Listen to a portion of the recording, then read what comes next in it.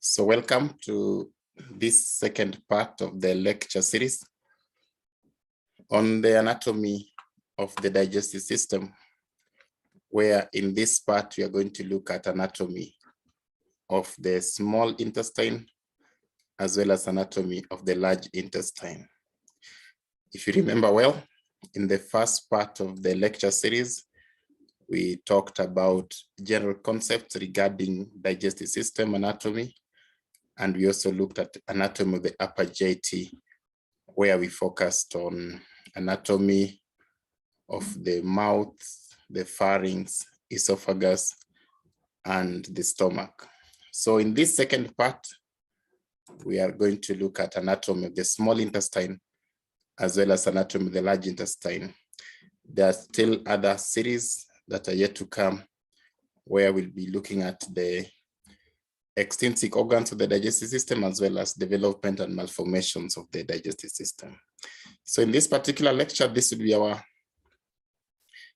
learning outcome. First, we'll review the components of the hollow GIT in a proximal-distal manner, which means from the mouth all the way to the anal canal.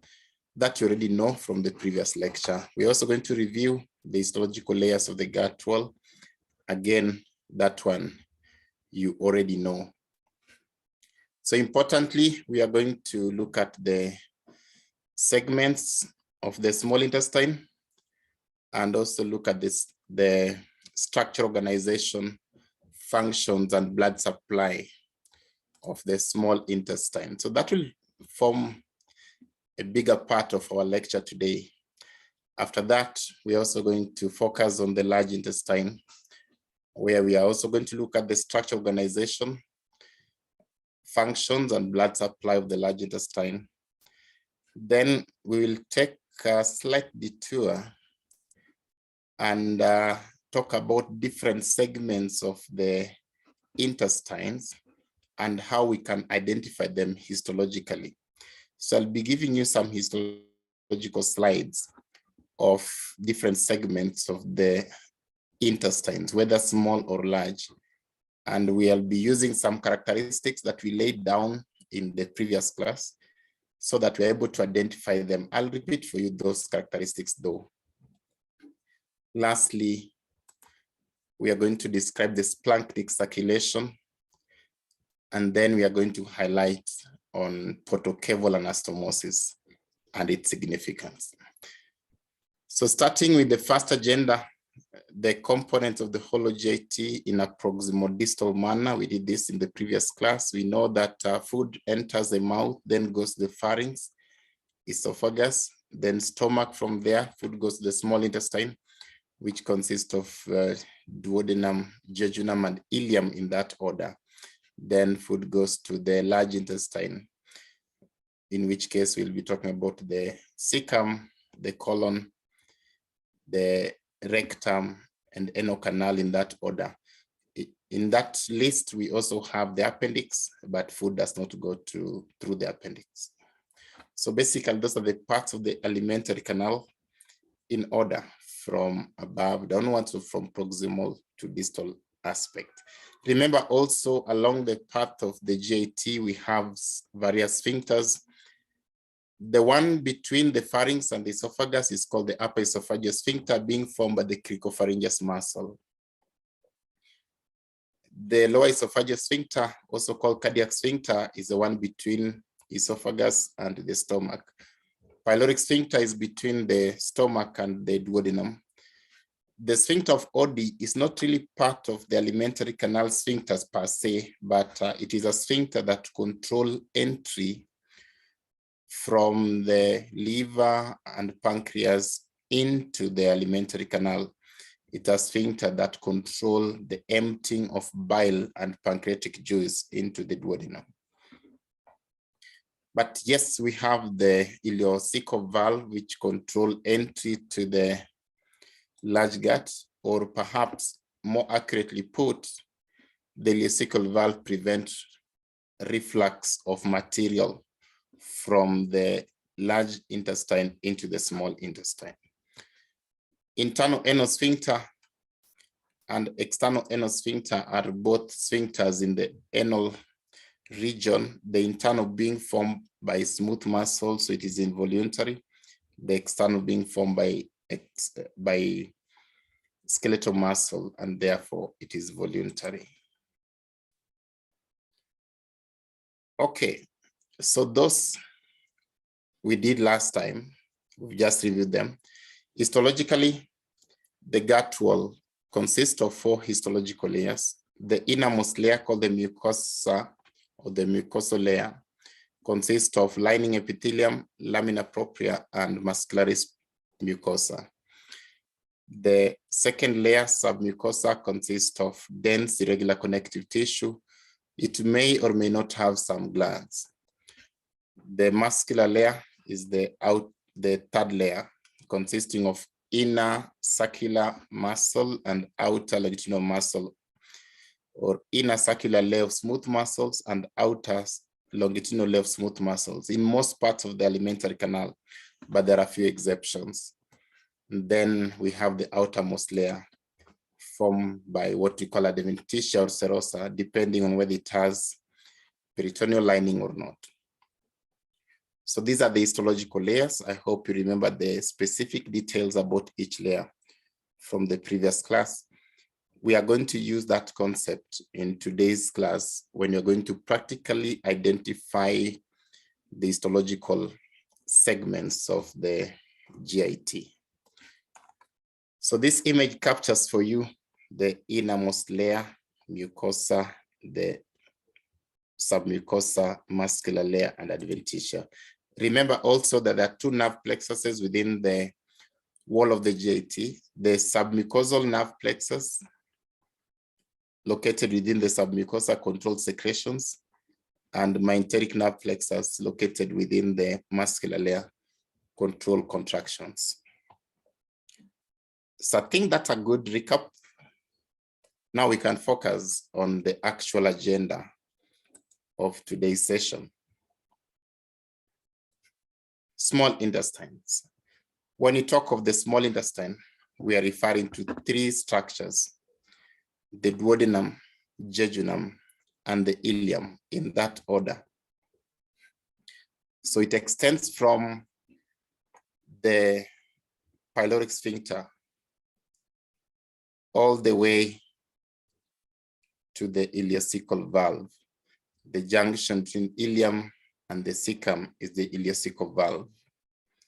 The pyloric sphincter is the junction between stomach and the duodenum. So those are the extents of the small intestine. We are aware that it's highly coiled so that it can fit that small space. However, if you were to stretch the small intestine, it will be about 5 meters in length. Well, can range from 3 meters to 7 meters in an adult. Out of the 3, duodenum is largely retroperitoneal, which means that it is not fully embraced by the visceral peritoneum. It is just lined by peritoneum on the anterior aspect. Otherwise, it is between the peritoneum and the posterior abdominal wall. So it is retroperitoneal. And it extends from the pyloric sphincter to the junction between the duodenum and the jejunum, what we call the duodenojejunal junction. The other 2 segments of the small intestine are intraperitoneal, and commonly, those are the ones we refer to as the small bowel. So when you use the term small bowel, we tend to exclude the duodenum and just include the jejunum and the ileum. So remember, the small bowel is intraperitoneal, made up of jejunum and the ileum. One of the unique features of the small intestine, irrespective of the region, is the presence of some finger-like projections into the lumen of the intestine. These finger-like projections are the ones we call the villi.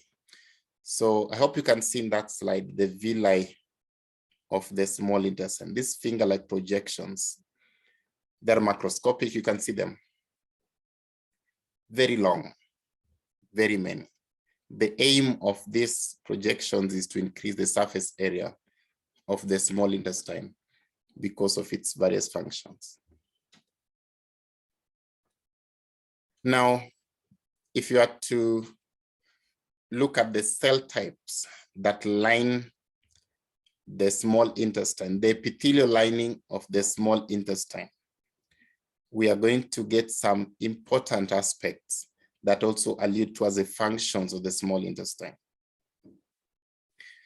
So the image shown to you here on the left shows you a villus, which is that one, and another one there.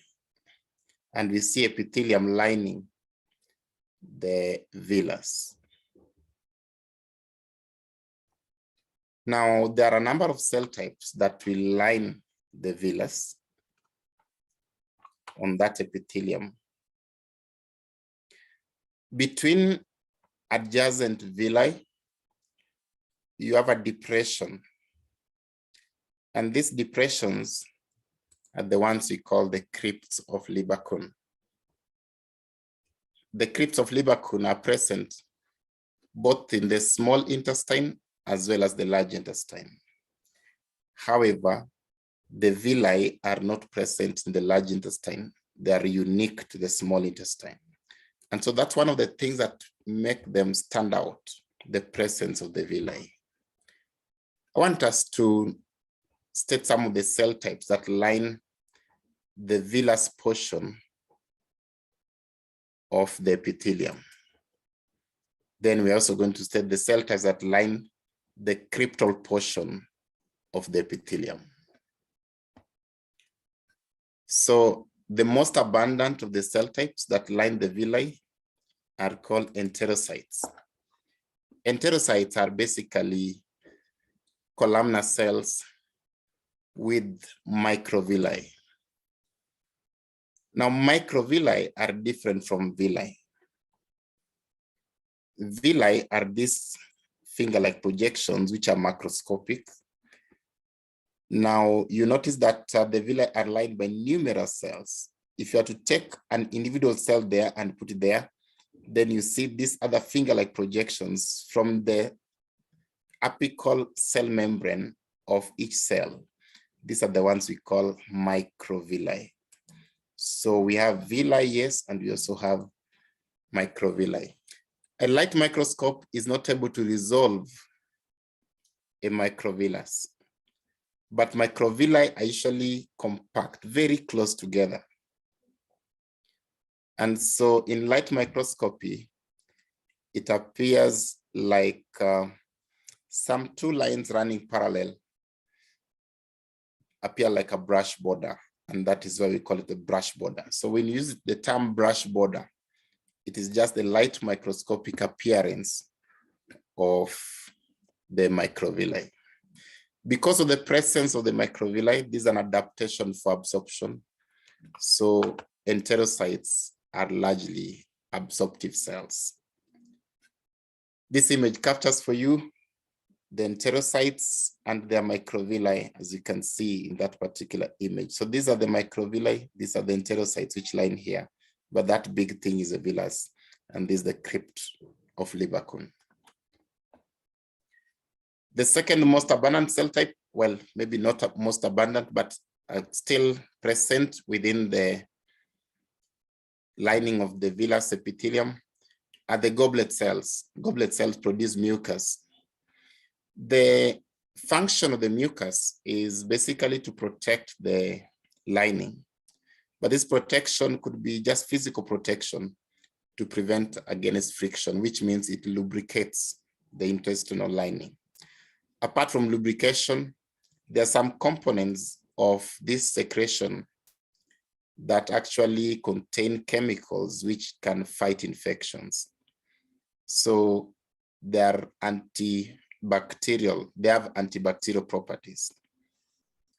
Again, because of the presence of the mucus, it forms a protection against toxins. So toxins cannot diffuse easily through the mucous barrier. All of them are protective function, protection against physical injury, protection against toxins, and protection against invasion by microorganisms. So if this is the villus, these are the goblet cells. Well, goblet cells are present both on the villus side as well as on the crypt side, as you see in this image. These are the ones at the enterocytes, which are the most abundant of the cell types. Then you have what we call the microfold cells. Microfold cells, or otherwise known as the M cells, are found where the epithelium of the intestine covers a mucosa-associated lymphatic tissue or gut-associated lymphatic tissue. So in those regions, which look like this, so if this is mucosa-associated lymphatic tissue, the ones in the ileum are generally called the Peyer's patches. If that is malt, we usually have some M cells over those regions. The function of the M cells is basically to process the antigens and present them to the lymphocytes, which are within the Peyer's patches, or may even hover around the microfold cells themselves. So they are antigen processing and presenting cells. They are cells with the immune system. Lastly, we have the intraepithelial lymphocytes. These are lymphocytes which are within the epithelial lining. Of course, just like any other lymphocytes, they are for immunological functions. These cells may have migrated from the underlying mucosa-associated lymphatic tissue or gut-associated lymphatic tissue. They are cells of the immune system. So those are the different cell types which are found on the epithelial lining of the villus portion. Now I want us to talk about the crypts of Lieberkühn and the cells that line them. The intestinal crypts of Lieberkühn are tubular glands. So that is the gland we're talking about. It's a tubular gland that open into the lumen of the alimentary canal, lumen of the intestine, between the bases of the villi in the small intestine. In the large intestine, we don't have the villi per se, so they just open onto the surface directly. One difference between the crypts of Lieberkühn of the small intestine compared to those ones of the large intestine is that the ones of the small intestine are shorter. The ones of the large intestine are longer, deep, and perhaps very close together. The ones of the small intestine are shorter and slightly spaced, and it makes sense because of the villi. There are a number of cell types which line the crypts of Lieberkühn. Enterocytes are still the most abundant of the cell types that line the crypts of Lieberkühn. However, the enterocytes which line the crypts have a different function from the enterocytes that are on the villus portion. The enterocytes that line the crypts are known to secrete ions and alkaline fluid that help to dilute chyme. Now, remember that they're around this region, so they secrete some ions and alkaline media that will be diluting chyme. Remember, the food from the stomach is acidic because of the gastric acid. So the secretions of enterocytes help to dilute chyme. Importantly also, they produce water. That water is secretion they release so that when that reaches here, the enterocytes on the villus portion will absorb the water together with the nutrients. And that's the mechanism they're using to aid in absorption. So understand that the small intestine will be secreting water at this point, but absorbing it at that point. So that water is recycled here. Water is recycled here. but through that recycling of water, nutrients are absorbed by the enterocytes of the villus portion. Think about in the intestines, if the villi were not there, therefore, what will happen? It means that the enterocytes at this point will actually be secreting the water, but that water cannot be absorbed. That is why if you have something that destroys the villi, expect some degree of diarrhea. The second cell type of the crypts of Lieberkühn are the mucus cells, which are similar to the goblet cells of the villus portion with similar functions, not a big deal. Then we have the Paneth cells. Paneth cells are cells of the immune system as well. Their key function is to produce some chemical substances which help to kill bacteria. So there are some enzymes like lysozyme and others, which are secreted by the Paneth cells. And these secretions are basically antibacterial. We have what we call the enteroendocrine cells, which are also known as the neuroendocrine cells. The enteroendocrine cells, or otherwise known as neuroendocrine cells, are cells which secrete bioactive peptides. These bioactive peptides are chemical messengers in simple terms. They are released in a paracrine fashion, but they also find themselves in the bloodstream, and that is why they're also hormonal. So examples of such secretions include gastrin, cholecystokinin, secretin. We are going to look at them. But basically, cells which produce hormonal substances fall under this category of the enteroendocrine cells. Because they're largely stimulated by the nervous system, we can also call them neuroendocrine cells. Lastly, we have the stem cells. The stem cells are the cells which give rise to the other cell types. So there are many stem cells basically around this region. They may be classified based on where they are found. So we have the crypt-based columnar stem cells, which are the most primitive of them all at the base of the epithelium, actively dividing. But we also have the intestinal stem cell, which is slightly migrated a bit from the base. And then we have this one, the transit amplifying cell. It's still part of the stem cell morphology, but it has advanced a bit. So those are the different types of stem cells which are found at the crypts of Lieberkühn. I'll repeat them. The crypt-based columnar stem cells, the intestinal stem cell, and the transit amplifying cell, in that order of differentiation. And from there, they give you the other cell types, as you can see, even in that flowchart. They are the ones that give you enterocytes, goblet cells, neuroendocrine cells, and the Paneth cells. So basically, important to note that the enterocytes are highly regenerative and they are replaced at a very high rate.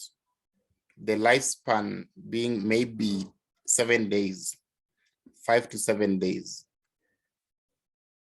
So every 7 days, every 1 week, the enterocytes along the wall of your JT are actually new. That's what you're saying. The cells are highly regenerative, replaced at a very high rate. That's a protective mechanism as well for the body. And that is why it's important.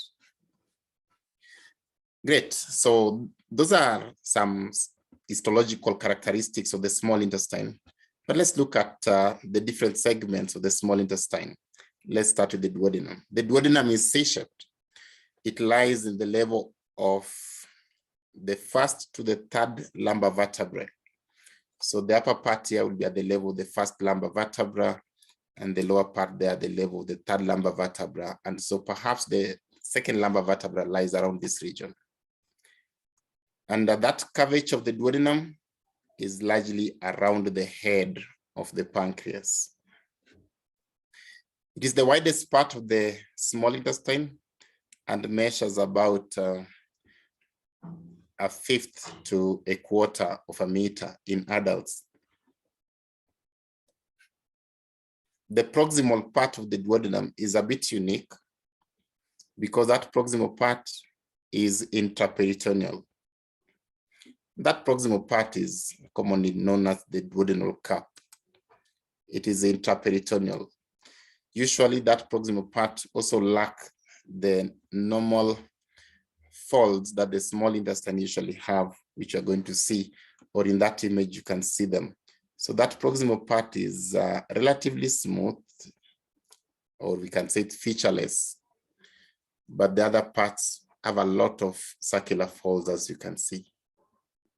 So the duodenal cup refers to the proximal portion of the duodenum that is featureless and is intraperitoneal.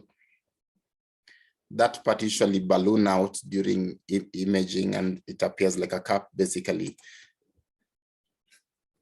We divide duodenum into 4 segments. We talk of first, second, third, and fourth segment, or you can call them D1, D2, D3, and D4. So D1 is a part of the duodenum that leaves the pyloric region to go upwards. And so we can call it the superior part of the duodenum. That superior part of the duodenum is the one that contains the duodenal cup. But it goes beyond the duodenal cup. So there's still part of the superior part of the duodenum, which is not part of the duodenal cup.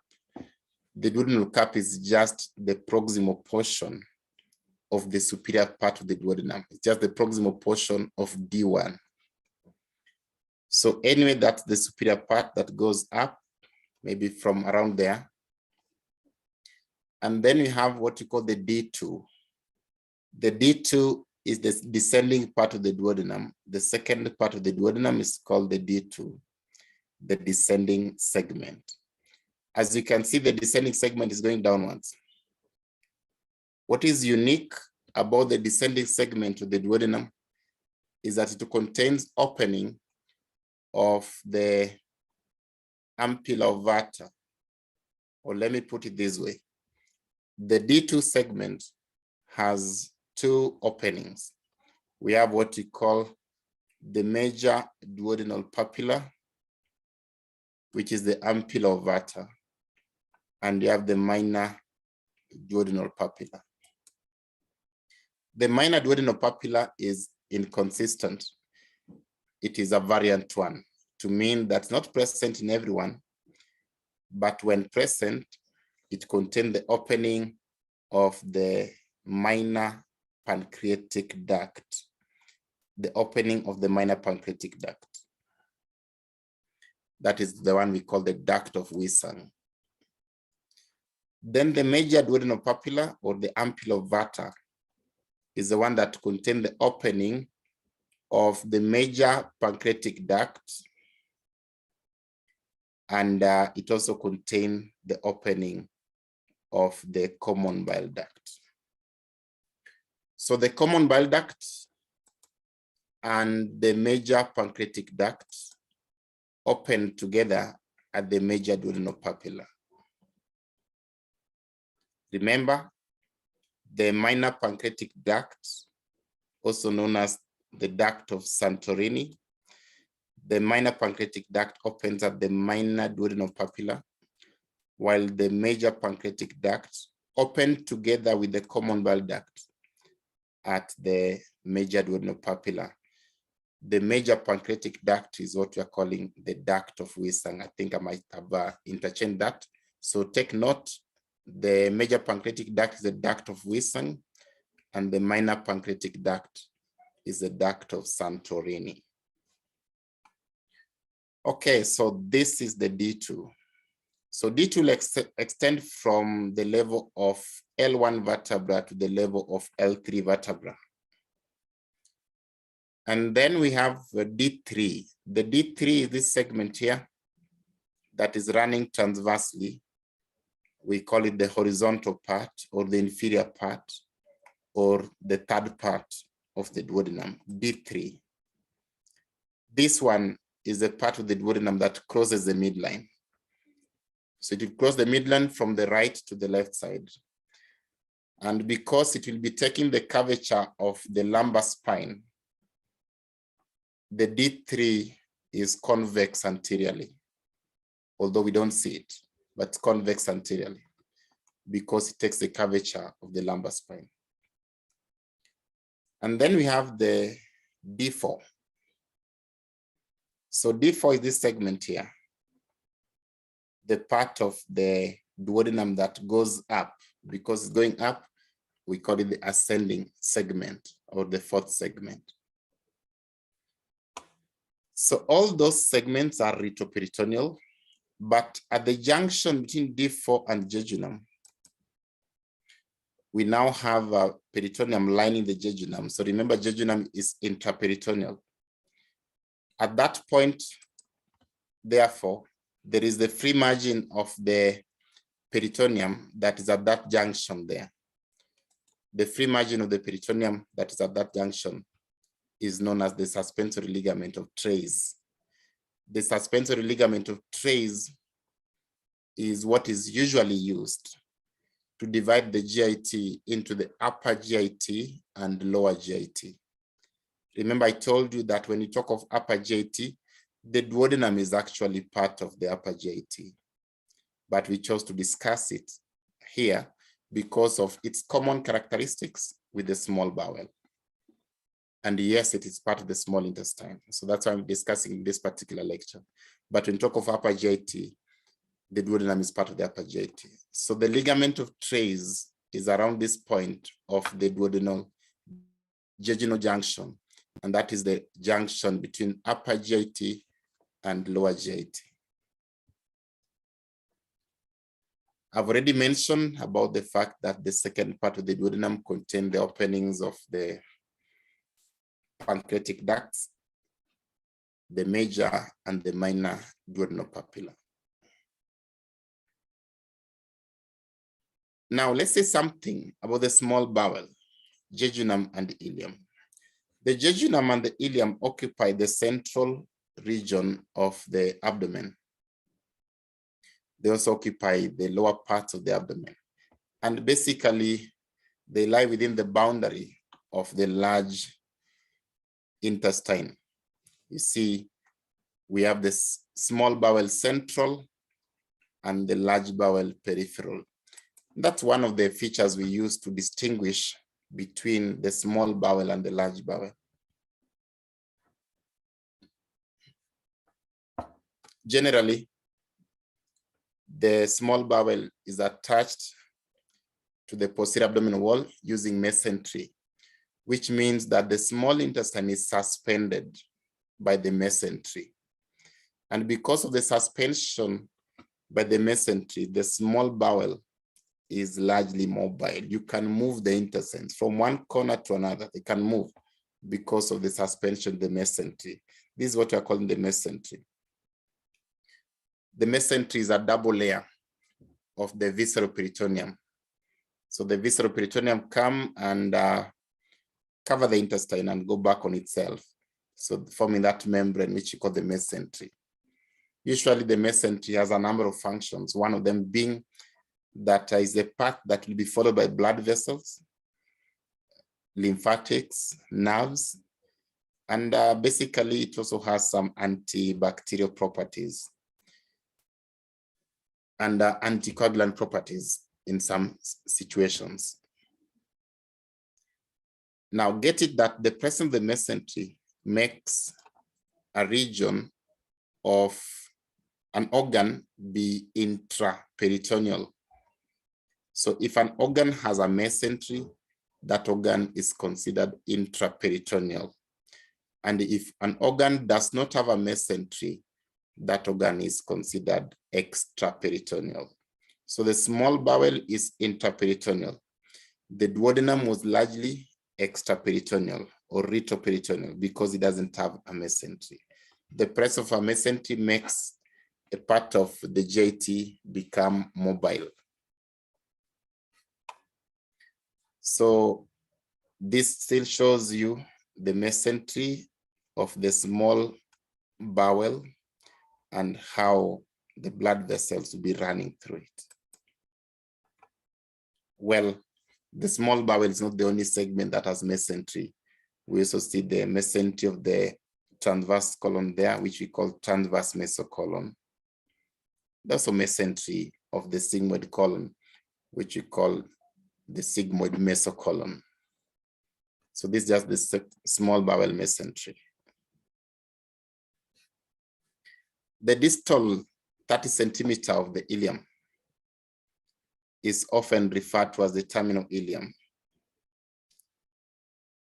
And this is because it has some specialized physiological functions, largely to do with the absorption of substances.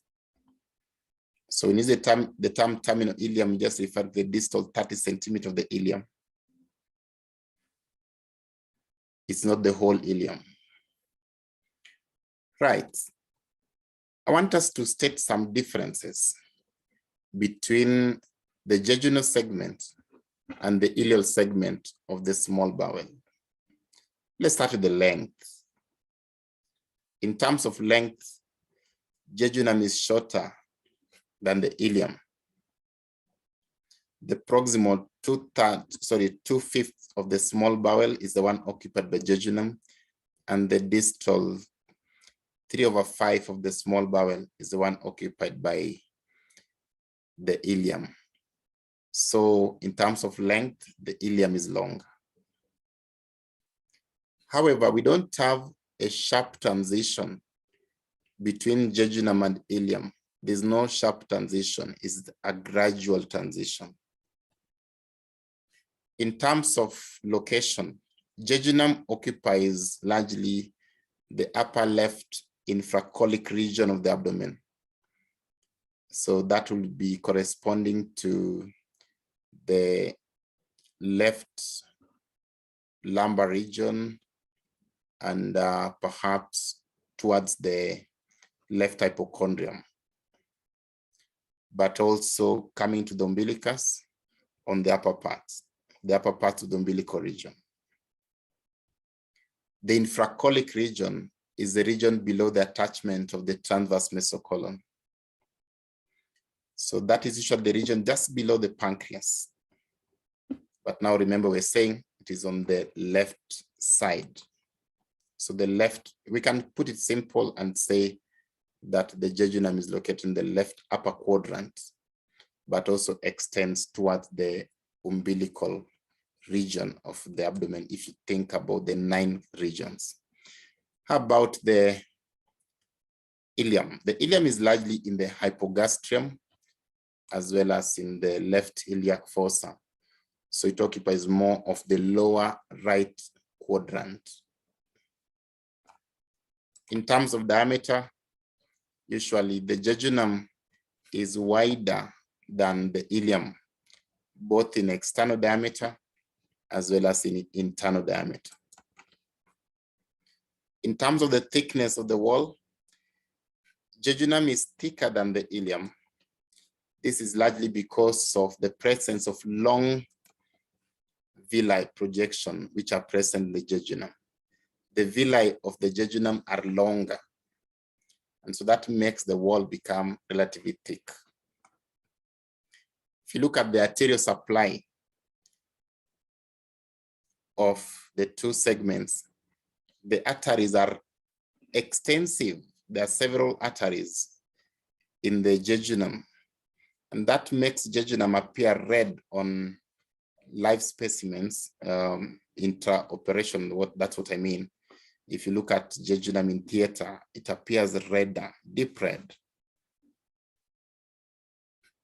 The arterial supply of the ileum is not that extensive. I'm not saying it's not much, but if you compare the one of the jejunum, it is less extensive. and that makes the ileum appear pale pink on living specimens. Now, the arteries that go to the intestines run within the mesentery. I've already told you that one. They usually form some arcades, and multiple rows of arcades of arteries I'm going to show you in an image in the next slide. When you look at these arcades, they're basically joining of arteries before they give some long branches which go to the segment being supplied. An image would do, you're going to see it in the next one. So those long arteries which come from the arcades are called the vasa recta. When you compare the arcades of the small bowel, we note that jejunum has 1 to 2 rows of the arterial arcades and long vasa recti, while ileum has 4 to 5 rows of the arterial arcades and shorter vasa recti. If you look at the amount of fat that is within the mesentery, the amount of fat that is within the mesentery of the jejunum is scanty. And that makes the mesentery of the jejunum relatively translucent. You can almost see through. Well, that will be transparent. Translucent means that light can pass through, but you can't see through. So the mesentery of the jejunum is translucent. We call those ones mesenteric windows. So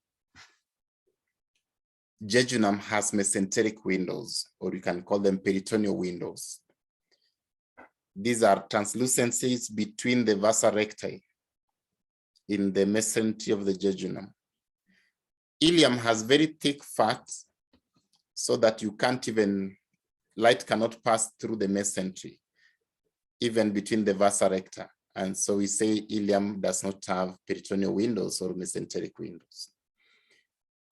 How about the plica circularis? The plica circularis are those folds that we saw even in the duodenum, those circular folds, we call them the plica circularis. The plica circularis are large, tall, and densely packed in the jejunum, and the opposite is true for the plica circularis of the ileum. Lastly, we can compare the lymph node aggregations which are present in both segments of the small bowel. The lymph node aggregations which are in the jejunum are fewer, smaller, and you are not able to palpate them. They're microscopic largely. The ones of the ileum are numerous, larger, and they're palpable. They're the ones we call the Peyer's patches. So remember, these lymph node aggregations are basically part of what we call the mucosa-associated lymphatic tissue. And largely these ones form nodules, so we call them lymphatic nodules.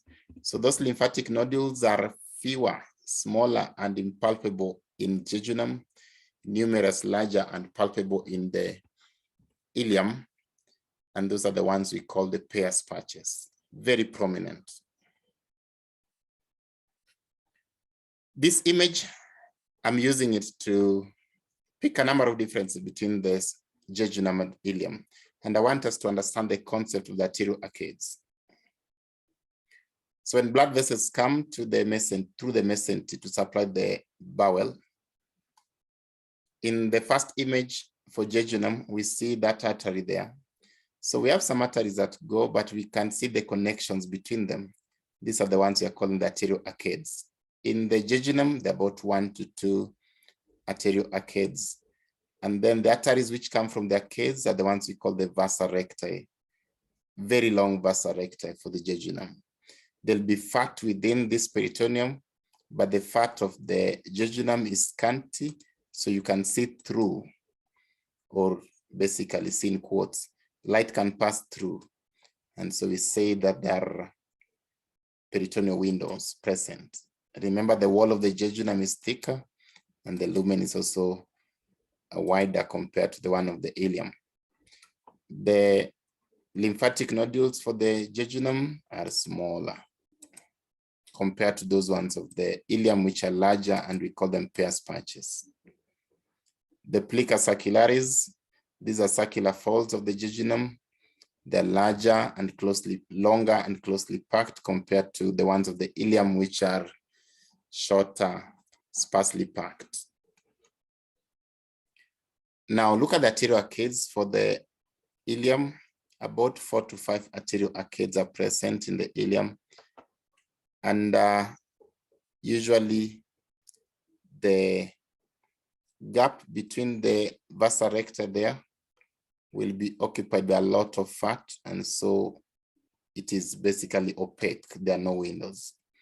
The vasa recta are shorter, as you can see, compared to this one. In terms of vascularity, there are bigger and more arteries that come to this one, jejunum, compared to the ones that come to this one, ileum.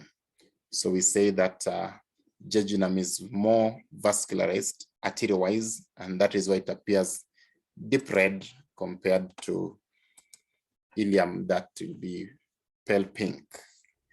I believe we've captured the other differences as well between the jejunum and the ileum. So this image shows you the peritoneum. I think you can now see that peritoneum nicely, that suspend the small bowel, and how the blood vessels run within the peritoneum. Now, before we finish on the story of the small bowel or the small intestine, let's say something about neuronal control of the gut functions. The nervous system controls the functions of the GIT, or function of the gut, and the nervous system that controls the function of the GIT is the enteric nervous system. Enteric nervous system consists of submucosal plexus of nerves, which is within the submucosa of the GIT. These ones control GIT secretions. The submucosal plexus are also called the plexus of Meissner's plexus. Then you have the myenteric plexus or the Auerbach plexus. These myenteric plexus control peristalsis. They are located within the muscular layer of the GIT wall.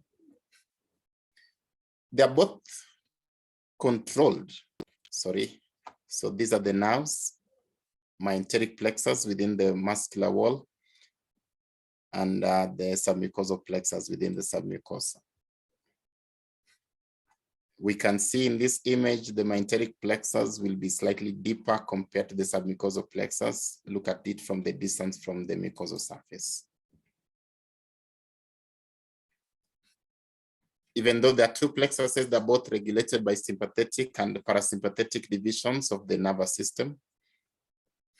And I don't know whether you had a lecture on the autonomic nervous system, but basically autonomic nervous system consists of two systems, sympathetic and parasympathetic systems, and they have different effects on the GIT.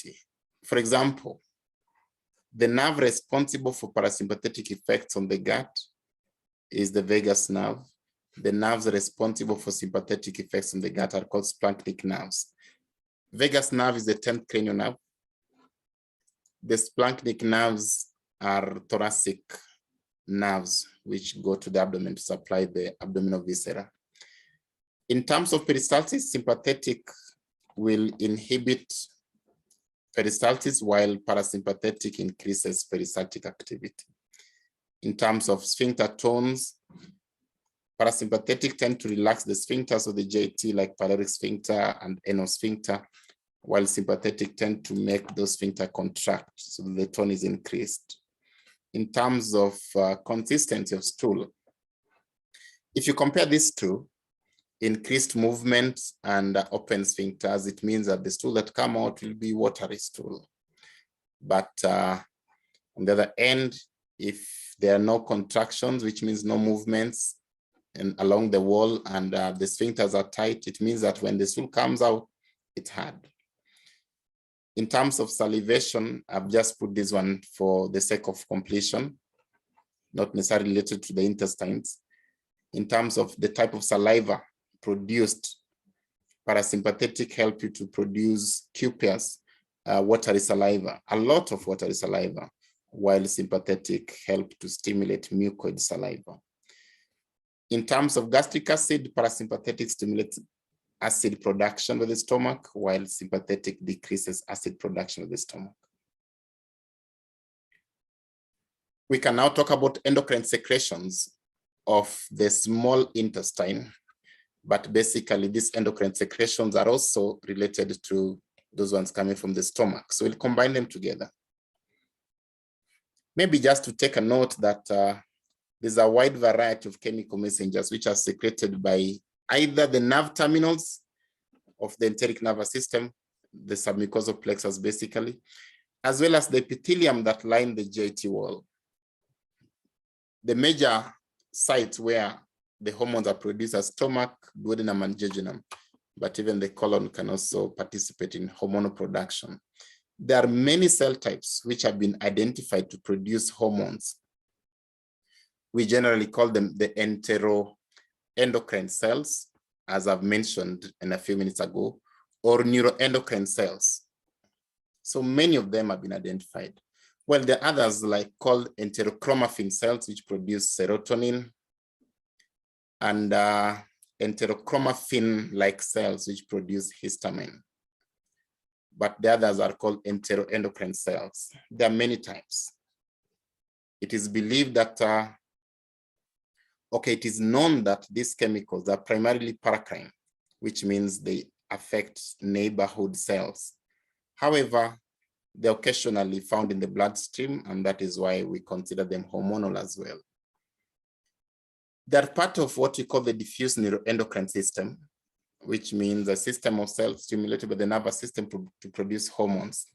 It is believed that if you are to bring all these neuroendocrine cells together, they may actually form the largest endocrine organ in the body.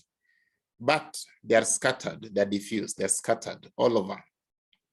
If you are to just bring all of them together, they perhaps make the largest endocrine organ in the body. And that will encompass the endocrine cells in the pancreas, in the stomach, and in the intestines. Sometimes it's referred to as the gastropancreatical intestinal organ for that particular reason. Now we'll mention some hormones which come from those cells, and we'll state their functions. Gastrin is one of the hormones. Gastrin is produced by the G cells. G cells are present in the stomach as well as in the duodenum. The function of gastrin is to stimulate gastric acid production, as well as stimulation of pepsin secretion. Remember, pepsinogen is the one that becomes converted to pepsin. Other than that, gastrin also stimulates regeneration of the epithelium of the stomach as well as that of the intestines. Cholecystokinin, normally called CCK, come from the eye cells of the duodenum and jejunum. Cholecystokinin has a number of functions, but importantly, it produces, or rather, it stimulates pancreatic enzyme secretion, as well as bicarbonate secretion from the pancreas. So it stimulates exocrine pancreas to produce its pancreatic juice, basically. Other than that one, it also stimulates contraction of the gallbladder, and that is why it's called cholecystokinin. And it also causes relaxation of the sphincter of OD, and that will promote emptying of pancreatic secretions into the duodenum. Secretin come from the S cells of the duodenum and jejunum. As the name suggests, secretin increases the secretions of the pancreatic, acinar, as well as secretions of the biliary tree, both in volume as well as the bicarbonate content, the alkaline content of the secretions. And secretin inhibits gastric acid secretion. Then we have gastric inhibitory peptide, which come from the K cells of the duodenum and jejunum. It was called so because it was noted that that particular hormone inhibits the it inhibits the stomach gastric motility. However, that is not the primary function, and it has been seen that actually that function is largely when you have high levels of this particular chemical. It was experimental. Within its physiological levels, GIP stimulate insulin secretion. And for that reason, it is also called glucose-dependent insulotropic polypeptide. We have motilin. Motilin comes from the MO cells. MO cells are present in the stomach, small intestine, as well as colon in this particular case. Motilin regulates the migratory motor complexes that control gastrointestinal motility between meals. Usually, after you've taken a meal, after a few minutes or hours, there'll be some movement along the JT. Motilin is the one that controls those ones. When you're eating during mealtime, the secretion of motilin is actually inhibited. But between meals, that is when those MMCs actually come to play. So motilin is the one that controls those ones. Somatostatin come from the D cells. Remember, D cells are present in the pancreas, but they're also present along the mucosa of the GIT. Somatostatin inhibits the secretion of gastric acid, gastrin, gastric inhibitory peptide, secretin, motilin, and even the pancreatic exocrine secretion itself. It also inhibits gastric motility, gallbladder contraction, and absorption of some food like glucose and amino acids. So these are just examples of hormones which are produced by the small bowel, or rather hormones which are produced by the gut with different functions. But this is not the only list. I've told you that we have over 15 different cell types. Now let's talk about structural adaptations of the small intestines to its key functions. We've seen that the key function, or let's say that the key function of the small intestine is, it is the site, the primary site of digestion of food. That's why you're seeing a lot of enzymes and secretions from the pancreas going to the small intestine. It's the primary site of digestion of food. That one largely occurs in the duodenum and jejunum. But the small intestine is also the primary site of absorption of nutrients, and that occurs largely again in the jejunum as well as ileum. So because of that, the small intestine will be having several adaptations. One of them is very long to increase the surface area. Also, it's highly coiled. The coiling here is not really to increase surface area, but to slow down food so that you increase contact time. The presence of villi increase the surface area. The presence of microvilli increase the surface area. The muscular wall help in contractions so that we facilitate movement along the coiling so they don't have stasis totally. There's a rich capillary network, especially within the core of the villi, which promote absorption of substances. There's also an extensive lacteal system. The lacteal system refers to lymphatic channels, which are at the core of the villi. And this one also promote absorption of fat. The epithelium is thin. Remember, it's simple epithelium. So this forms a thin barrier for absorption. The presence of crypts of Lieberkühn are important according to the functions of the crypts of Lieberkühn. Others being basically secretions that aid in absorption, as well as for immune functions and regeneration. The plica circularis are the circular folds along the wall of the small bowel, or rather small intestine. And this plica circularis also increase the surface area for different functions.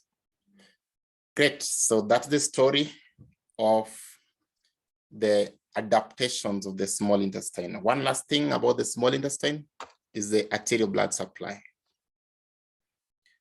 This image captures the blood supply to the small intestine. So the small intestine is supplied by branches of the celiac trunk as well as branches of the superior mesenteric artery. Now, starting with the duodenum is supplied by both actually. The arteries that supply the duodenum are called the pancreaticoduodenal arteries. the superior pancreaticoduodenal artery is eventually from the celiac trunk.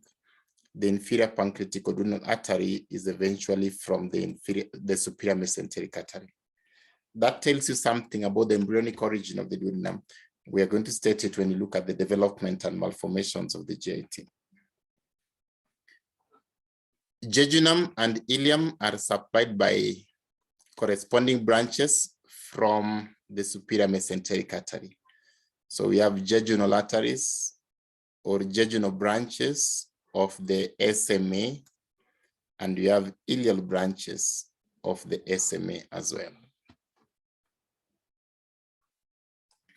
Good. Now we're done with the small intestine. Let's now talk about the large intestine. The large intestines extend from the ileocecal valve to the level of the anus.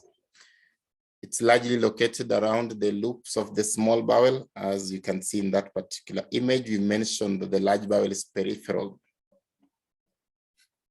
The large bowel is approximately 1.5 meters long in adults. So it's shorter than the small bowel, which is at about 5 meters. The caliber of the large bowel usually diminishes this way. So it's large at the cecum, and going that way, the caliber is diminishing, perhaps at around there.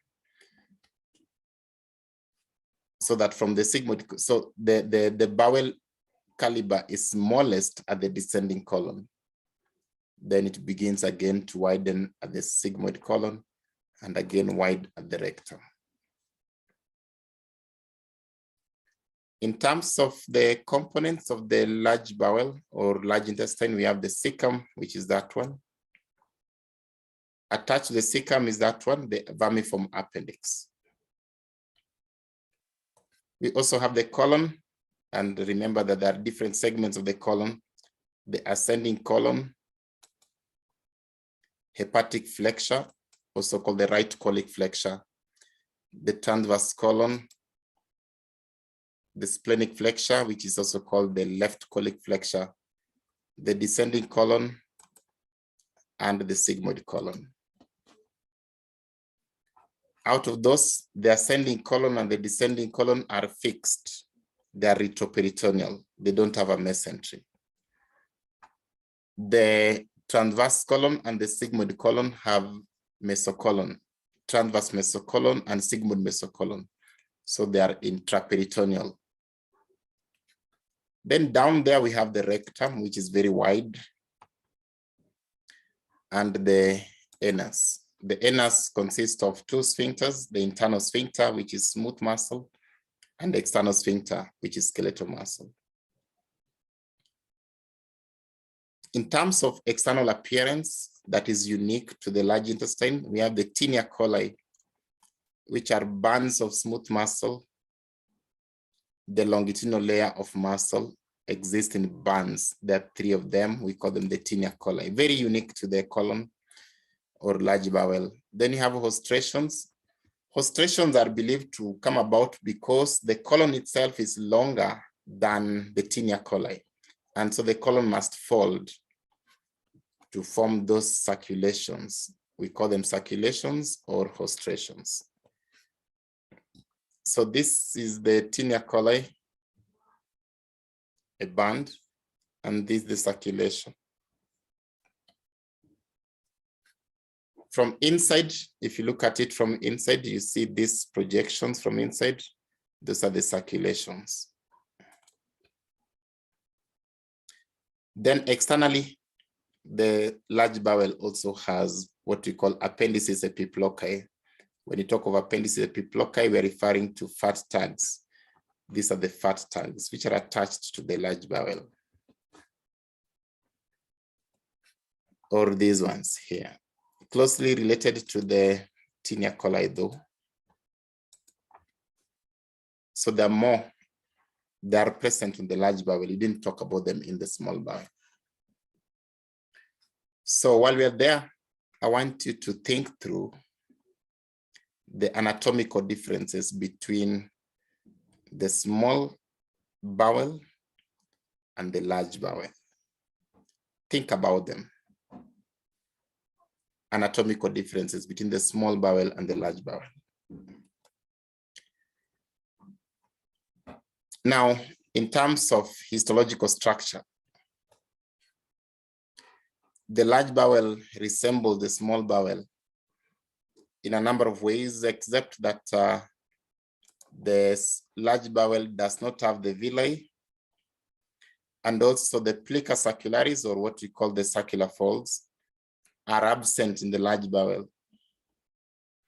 And importantly, the crypts of Lieberkühn are longer in the large bowel compared to the small bowel. So this is just histological.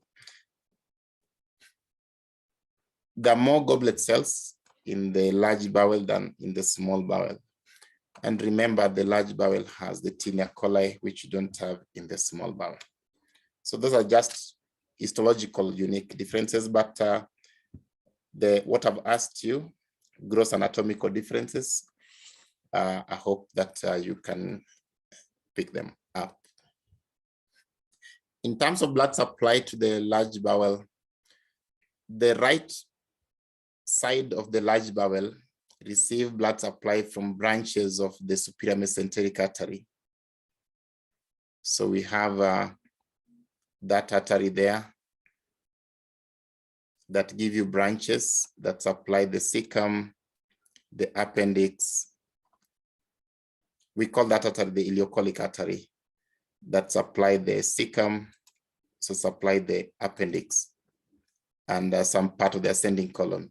Then you have the right colic artery that supply a big part of the ascending colon. We have middle colic artery, which supply a big part of the transverse colon. Then inferior mesenteric artery supplies the left side of the large bowel via different branches. The left colic artery supplying the ascending colon. The left colic, middle colic, and right colic form an anastomosis, which we call the marginal artery of Drummond. Other than the marginal artery of Drummond, we also have some branches from the inferior mesenteric artery that still go to the sigmoid colon. So those are the sigmoidal branches, and also goes to the upper part of the rectum.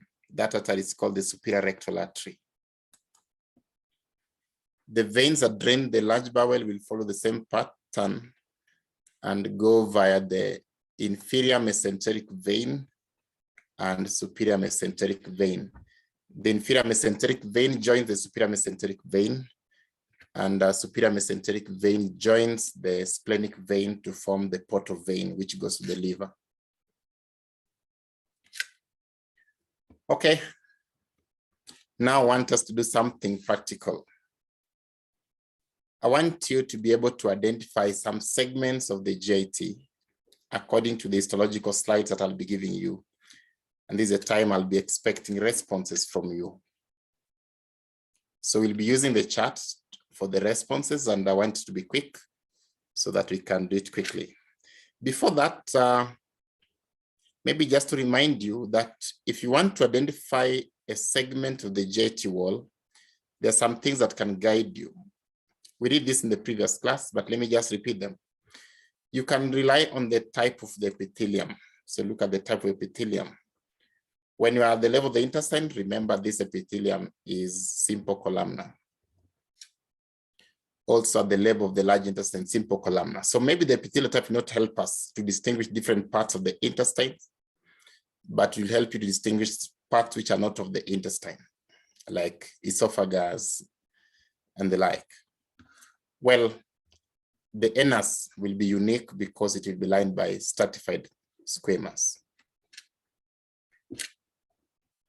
The type of mucosal folds present will also help you remember that the small intestine has the circular folds, which we call the valvuli conventis or plica circularis. Valvuli conventis or plica circularis.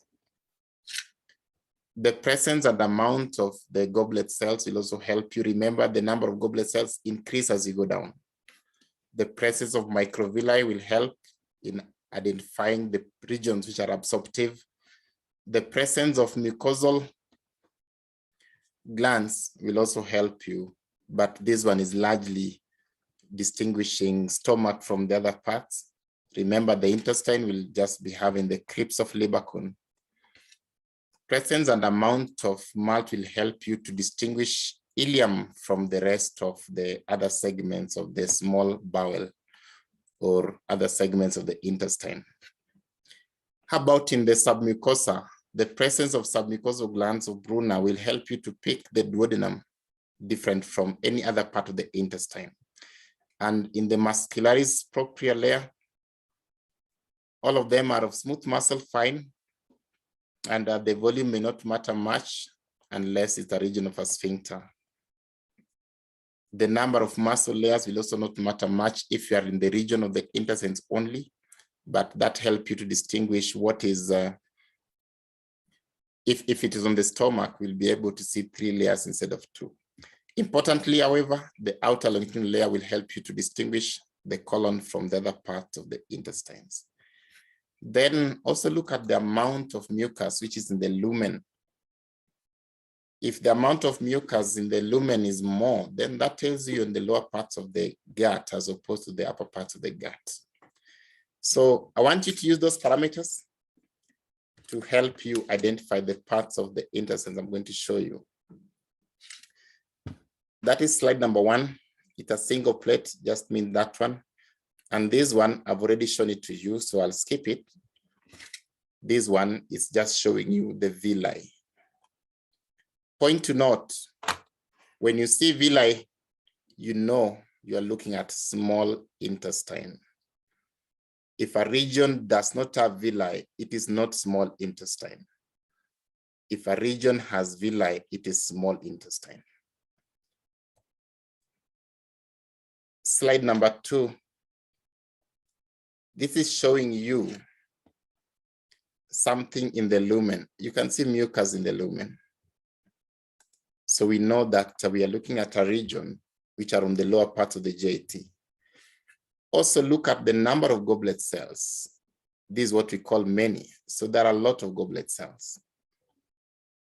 Again, confirming to you that you are most likely on the lower parts of the gut as opposed to the proximal parts of the intestines. So this is very unique to the colonic mucosa. This is how the colonic mucosa look like. We have a number of goblet cells that line the crypts of Lieberkühn. These are the crypts of Lieberkühn, very long crypts of Lieberkühn, as you can see, and predominantly lined by goblet cells, with a lot of thick mucus plaque within the lumen.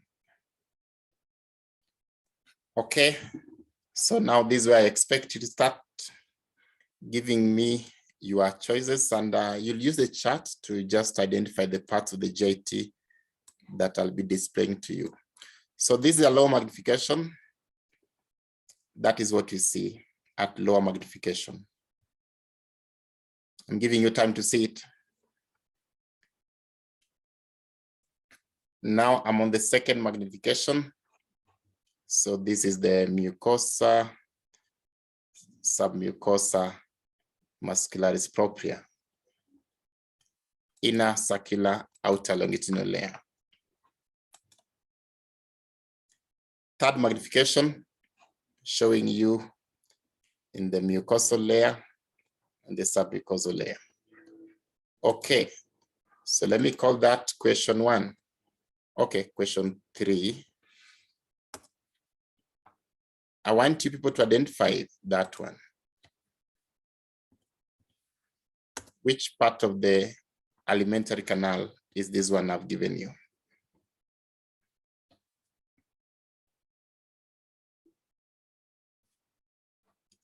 Okay, carry on. I want you people to answer in the chat.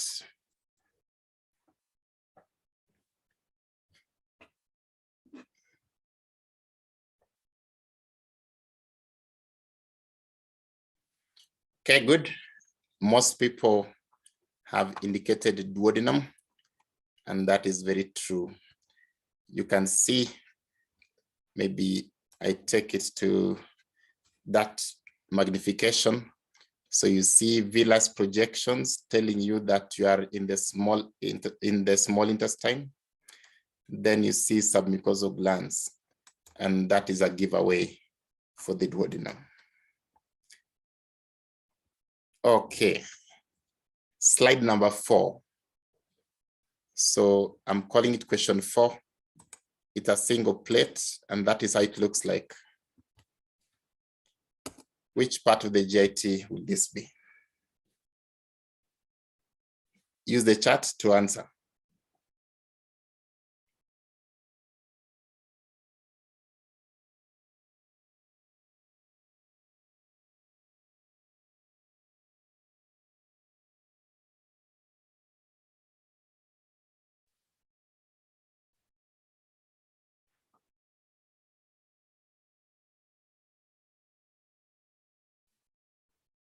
Okay, carry on, carry on.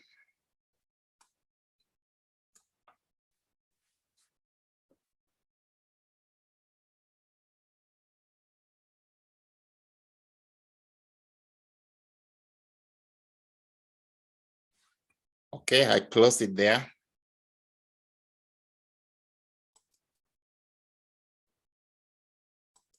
So I've checked, we have about 20 responses, and nobody has gotten it right.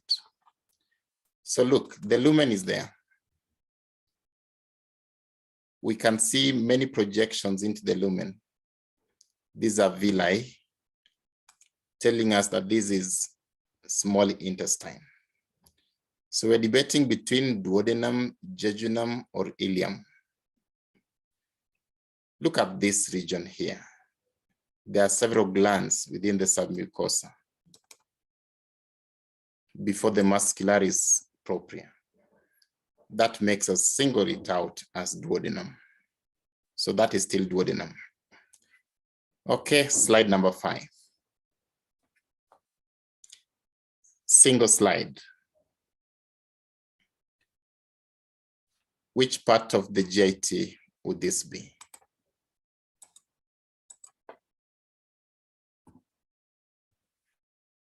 You have 30 seconds or less to write your response.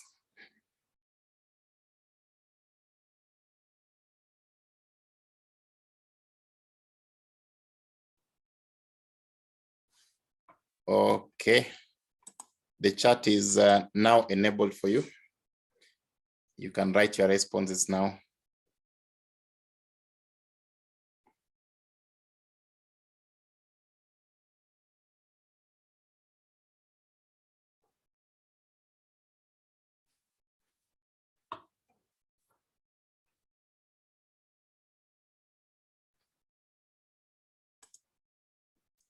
Okay, I'll close it there. So most of you have gotten it right. It is either jejunum or ileum, but definitely not duodenum, and definitely not anything in the large bowel, because we can see villi, but we don't see submucosal glands.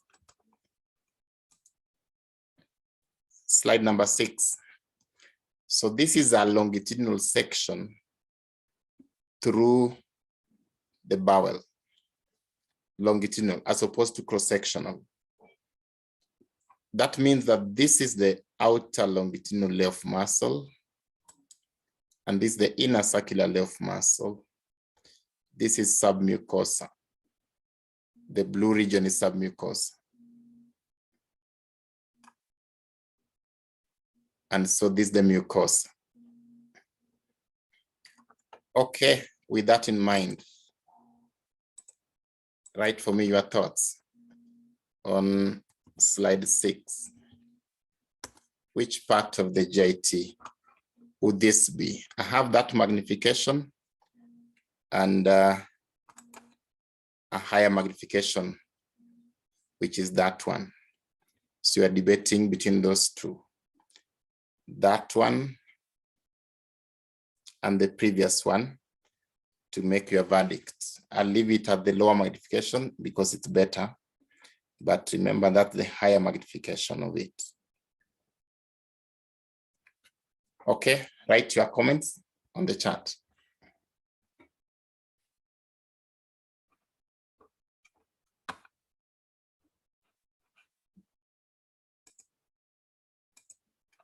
So it's enabled for you.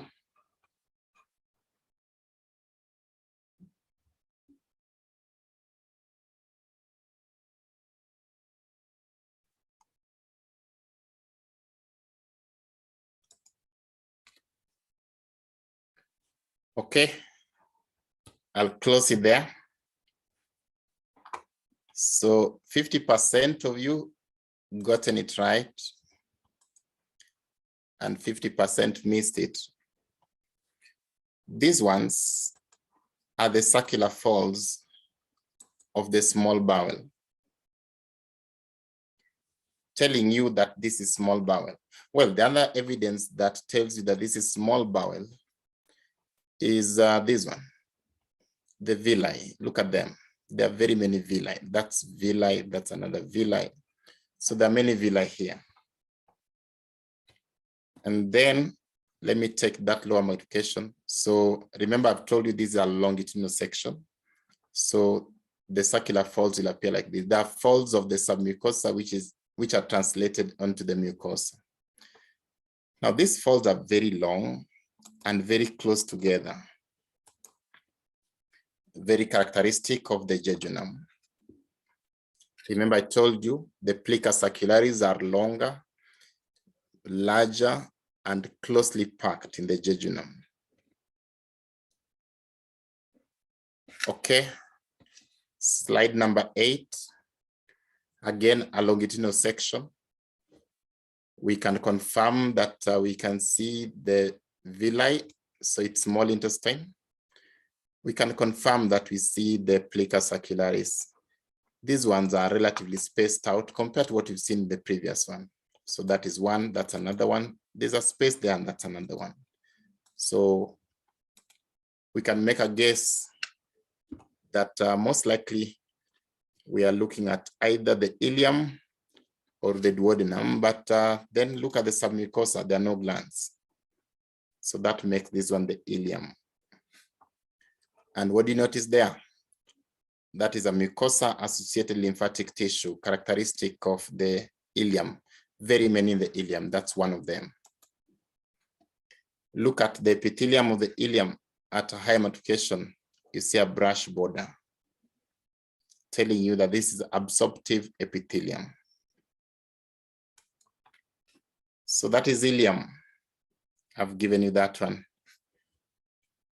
Okay, it's still the same magnification, showing you the villus projections. Okay, now try this one. Number 9. Which part of the GIT will this be? I have 3 magnifications there. I want to show you all of them. So this is the lowest magnification. That is what you see.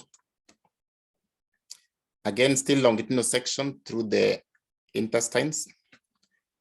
And that is the second level magnification. And I think I can leave it there, those 2 magnifications. Which part of the alimentary canal will this one be?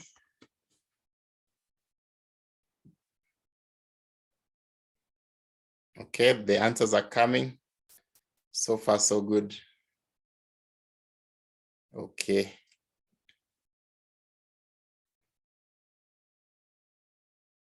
So I've seen responses about 20, and 2 people have gotten it wrong. The others have gotten it right. It is the ileum, based on what we just said.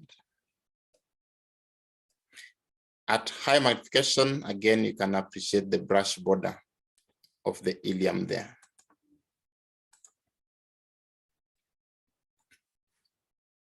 All right, this one might be a bit hard for you, but give it a try. Which part of the bowel is this one. Before I tell it to you. So that is question 10.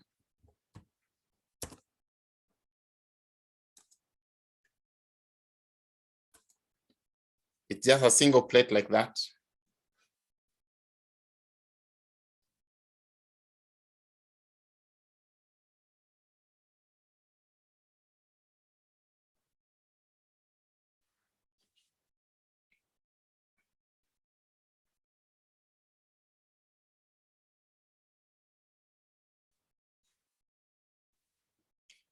So, okay, can guide you. Only 5 people have gotten it right. But I'm impressed that the people got it right anyway. So this is still ileum because we can see the villus projections on that region. It is small intestine because we present the villus projections. And then you can see these ones. These are the Peyer's patches. Several large lymphatic aggregations, Peyer's patches. And look at that one. This is mesentery, the attachment to the mesentery. So whatever organ we're looking at is intraperitoneal. This is ileum still. Compare that one with the one I'm showing you right now. So I'll show you the previous one. I want to compare that one. Slide number 10 with that one. Slide number 11. It's a single slide there. Give me your thoughts. This slide number 11, where is it from?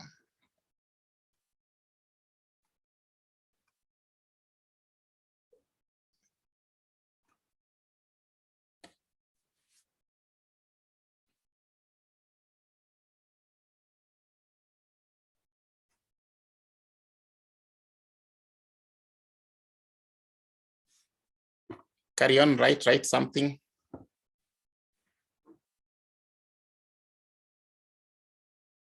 Only 4 people have responded so far. I'm about to close it.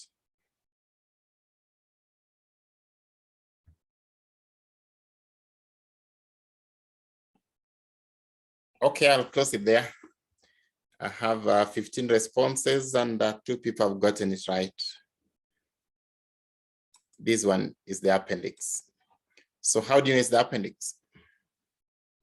The appendix also has a lot of lymph node aggregations, as you can see there.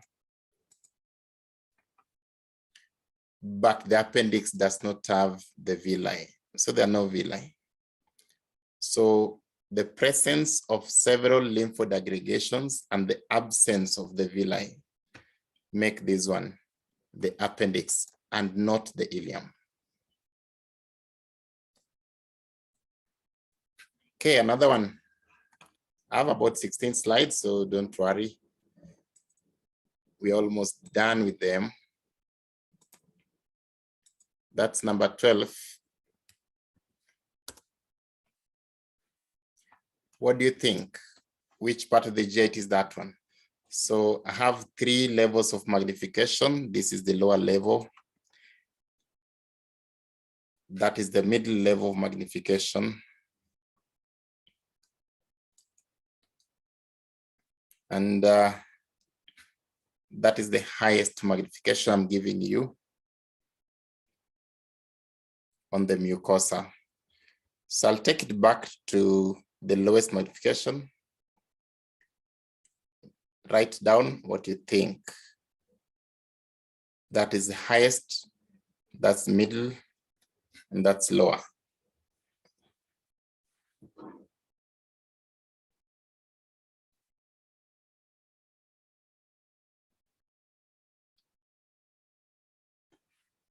Okay, this one is straightforward. Most of you have gotten it right. I'm, however, surprised that some people have still gotten it wrong. I think you've forgotten something I've just shown you a few minutes ago. But okay, that's how some people learn. So you can see 3 bands of the longitudinal muscle, telling you that this is Taenia coli. So we look at this slide of the colon, confirm there that is Taenia coli. And a few minutes ago, I just shown you how the epithelium of the colon looks like. Very long crypts of Lieberkühn, very close together, and the crypts of Lieberkühn lined by several goblet cells.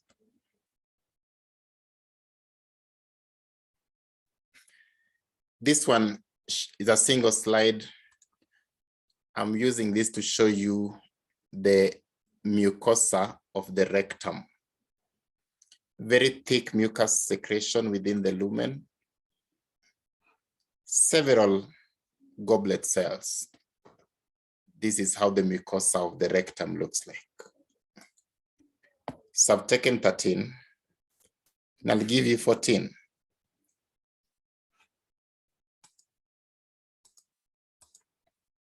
So question 14, I have 3 magnifications. The lowest magnification is that one.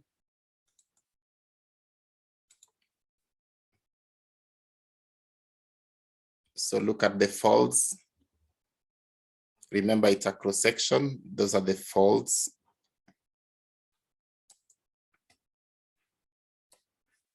This is the muscular layer, inner circular, outer longitudinal. This is the submucosa. This is the mucosa.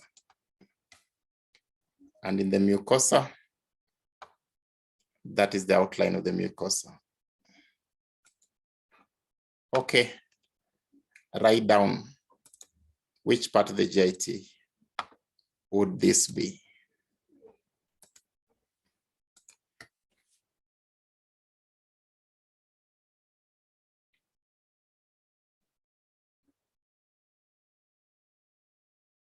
Carry on, carry on.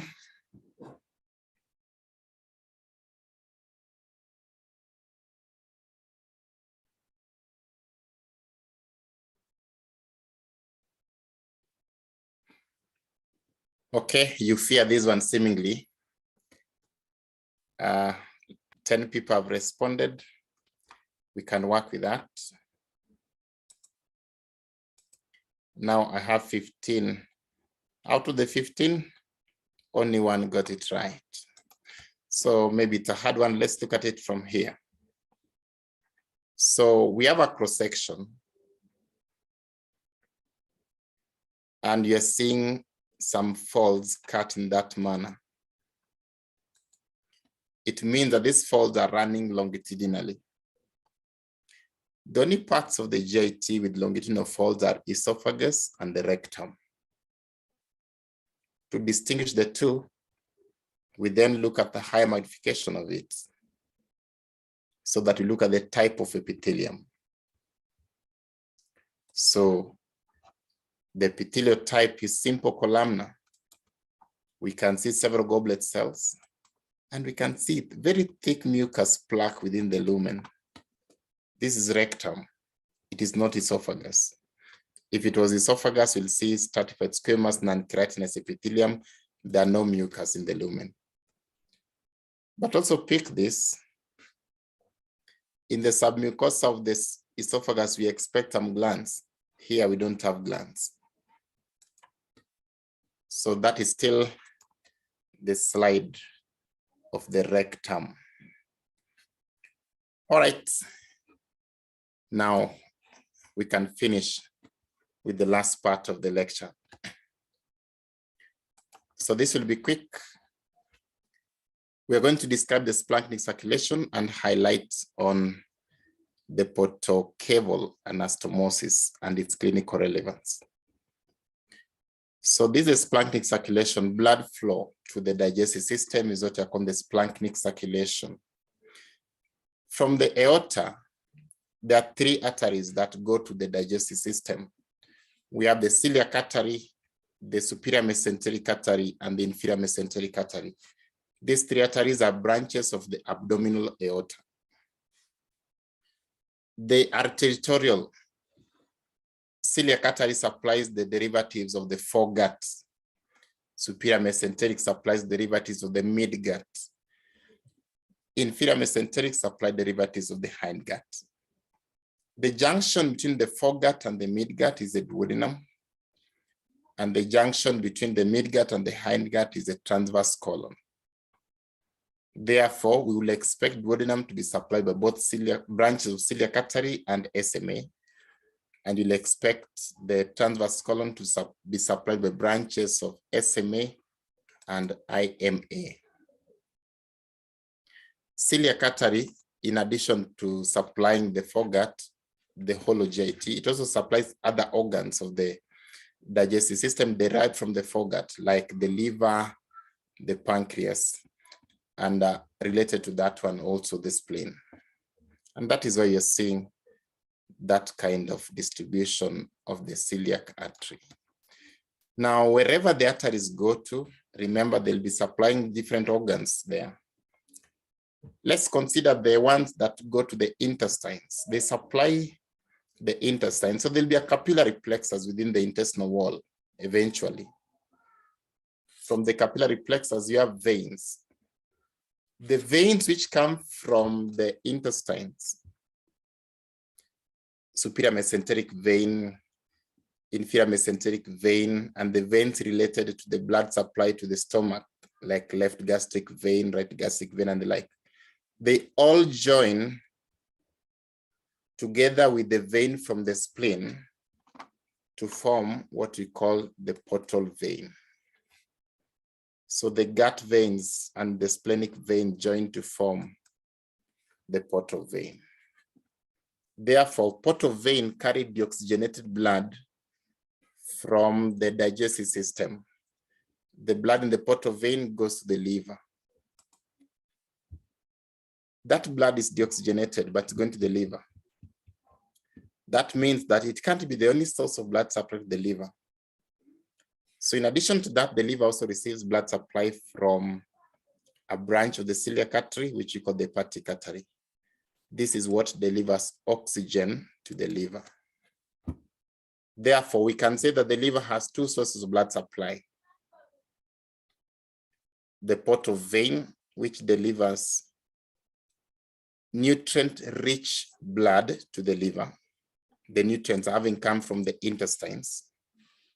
And the hepatic artery, which delivers oxygen-rich blood to the liver. The hepatic artery is responsible for about 20% of blood supply to the liver. We can say 20 to 25% of blood supply to the liver. While portal vein is responsible for about 75 to 80% of blood supply to the liver.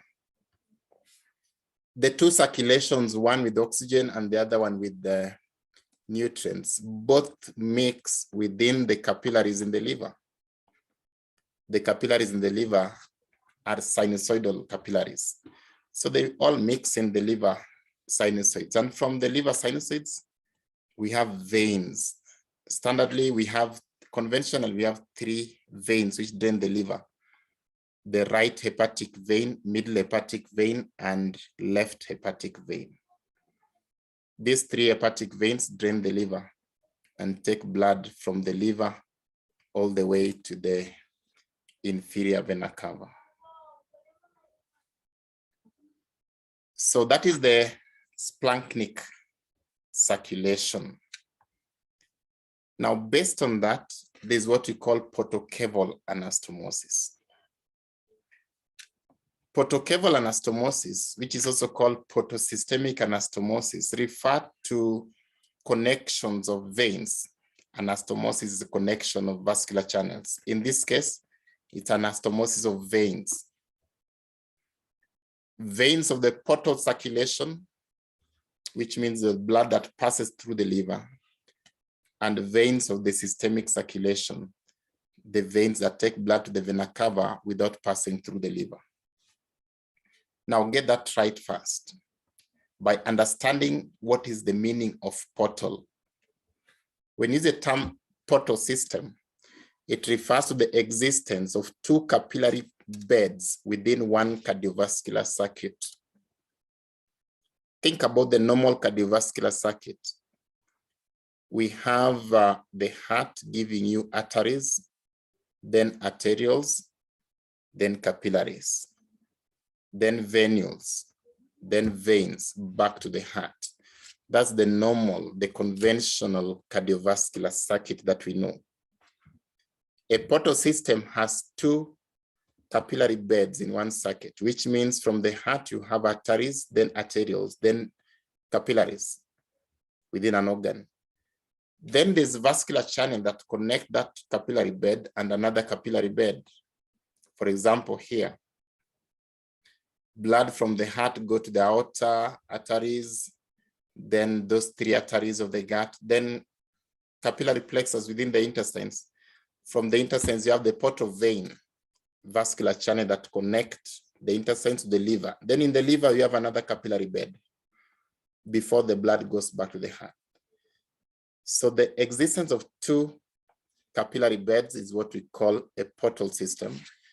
And so we are saying that portocaval anastomosis or portosystemic anastomosis refer to the connection between the vessels which go to the liver and the vessels which do not go to the liver. Why are we saying it's an important thing to talk about here?